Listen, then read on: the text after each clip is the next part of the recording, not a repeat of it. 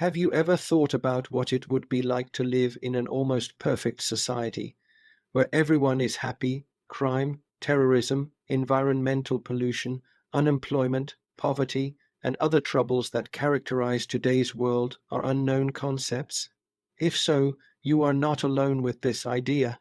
So much so that today's societies on Earth strive to achieve this ideal. Indeed, all political ideologies preach the unfettered view that the world could be a wonderful utopia with the right principles and the right leaders. According to this, all social problems would be solved simultaneously by putting their own ideas into practice.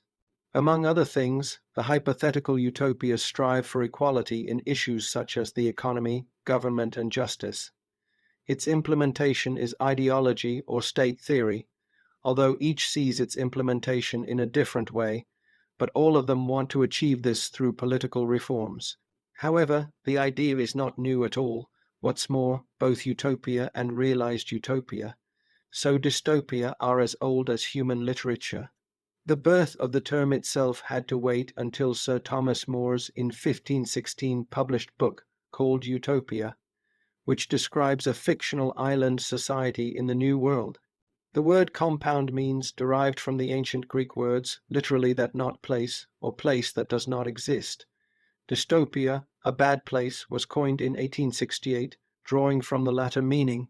The opposite of utopia, dystopia, is a concept that has surpassed utopia in popularity in fictional literature.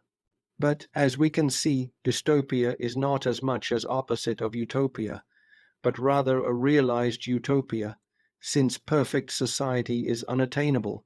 The appearance of the ideal in world literature began with the Garden of Eden in the book of Genesis, which does not present a future to be realized, but the true origin of the world through the first pair of humans who lived in harmony with nature. The reason for their expulsion from Eden was that they broke with God and wanted to be the sole masters of good and evil themselves, without God's guidance.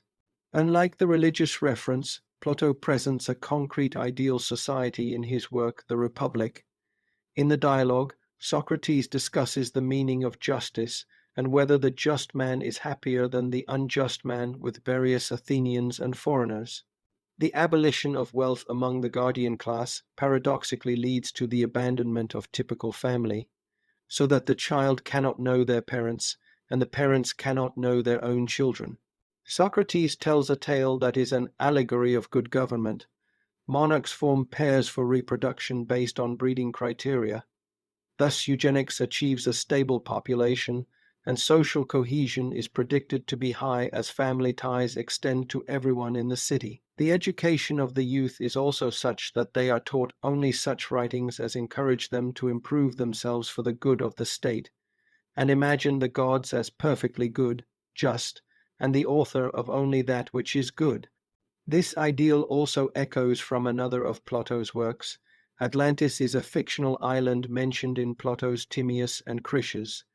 In the story, Atlantis is described as a sea empire that ruled all the western parts of the known world. After an ill-fated attempt to conquer ancient Athens, Atlantis falls out of favor with the gods and sinks into the Atlantic Ocean. Since Plato describes Athens as a reminder of his ideal republican state, the story of Atlantis is intended to testify to the superiority of his conception of the state.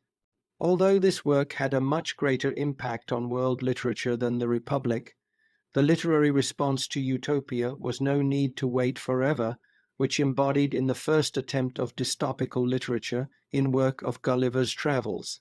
Jonathan Swift, satirizing both human nature and the traveller's tales literary subgenre, through a story of a voyager who devoted his life for exploring the isolated societies in remote parts of the world. This work shows a grotesquely distorted mirror of inherently inferior human nature, who put their hopelessly narrow-minded concepts of just governing into practice in their alternative reality. During several voyages, Gulliver first shipwrecked in the island of Lilliput, what is inhabited by mythological dwarves, the Lilliputians. This human nature is pettiness and an excessive susceptibility to banality. which in the case of the Lilliputians manifests itself in the enjoyment of the authority of power, with a total inability to be generous. Their daily issues are as small as themselves. Gulliver's journey leads from here to the land of the giants, which is the voyage to Brobdingnag. He failed to impress their king in discussion about state of Europe, especially upon learning of the use of guns and cannon. The hovering island of Laputa, a kingdom devoted to the arts of music, mathematics, and astronomy, but he is unable to use them for practical purposes. Instead of using an army, Laputa has a habit of pelting rebellious cities on the ground with stones. In Gulliver's satire on bureaucracy, the Royal Society and its experiments, he sees the destruction caused by the blind pursuit of science without practical results. At the great academy of Lagado in Balnibar, huge resources and manpower are used for such mindless research as extracting sunlight from cucumbers, softening marble in pillows, learning to mix paints with the smell, and uncovering political conspiracies by examining the excrement of suspicious persons. This is a satire of the age of Jonathan Swift, the Enlightenment, meaning no matter how many resources we possess, if we are unable to use them properly, and the literate man not necessarily intelligent or superior over others. Gulliver then arrives in the land of Houyhnhnms, a race of talking horses, which live in perfect harmony with each other, unlike the deformed savage humanoid creatures, the so-called Yahoos that Gulliver hates and disgusts. At this point, Gulliver begins to reject his fellow humans, whom he considers to be savages, and identifies with what he considers superior horses. He also rejects human society, but to his greatest misfortune, the Houyhnhnms also reject him. What's more, they consider his presence as threat on their society and lifestyle. As if with this the author was referring to the obvious fact that every human society was born with cancer, and no human society can be designed to attain the harmony with nature and with themselves.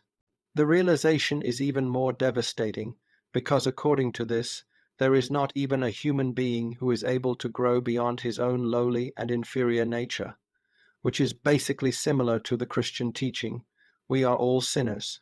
20th century dystopian literature was defined by two great iconic giants, Orwell's 1984 and Huxley's Brave New World, which emphasized the inevitability of humanity's march into global totalitarianism by presenting two different versions of totalitarianism, the hard and the soft, or the active and the passive. These works show that people are motivated not so much by the promise of social perfection to expose themselves to the yoke of totalitarianism, but rather by an extreme mistrust of nature and the mass psychosis that morbidly fears the chaotic nature and itself from the chaos of existence. People require tyrant not because they want better, but because they fear nature more than oppressor. In the 1984, the antidote to this challenge is the terror. In the Brave New World is the pleasure. In the former, people don't read books because they are banned. In the later, because no one cares reading book anymore. The people attention distracted with fear and terror in the former case, and in the later one, the banality from knowing too much. But with the result of achieving the artificial intellectual sterility, the totalitarianism, although gives an antidote to the challenge of nature, but fails to give an antidote to existential suffering, and it targets exactly what is the meaning of life, the challenge itself. Someone said that telling the truth is the hardest and most dangerous endeavor of all times, which is partly true. It is a hardest indeed, but living in lie is more dangerous than telling the truth, no matter how hard it is. Our present age is full of the presentation of the dystopian world of science fiction. However, the lessons of the 20th century do not come from fictions, but from examples that exist in reality. In the last century, 250 million people were slaughtered in peacetime, in the name of the secular deity, in the name of the state, invoking false, arbitrary, ideological reasons. And if this doesn't lead people around the world to a better understanding of the nature of ideologies, there is no brilliantly formulated world literature classic that can do it. And how is the world today?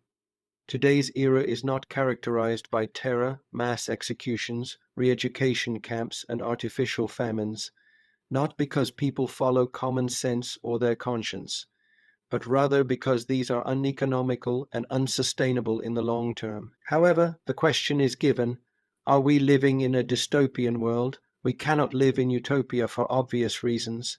Today, the world is controlled by giant oligarchic syndicates, which we only call the state and government, who in principle work for us, for our well-being and security. In fact, the lobbying activities of political and economic interest groups determine the fate of our world, which far overrides the realization and well-being of the individual. I have to say all societies that ignore or deny the basic fact that the individual experience is the only carrier of reality, thus the only existing reality is the reality of individual, must be dystopian. And the societies nowadays are such. There are two symptoms of cancellation of culture. The first is the intellectual sterility, and the second, which comes from the first, the social inability for self-organizing.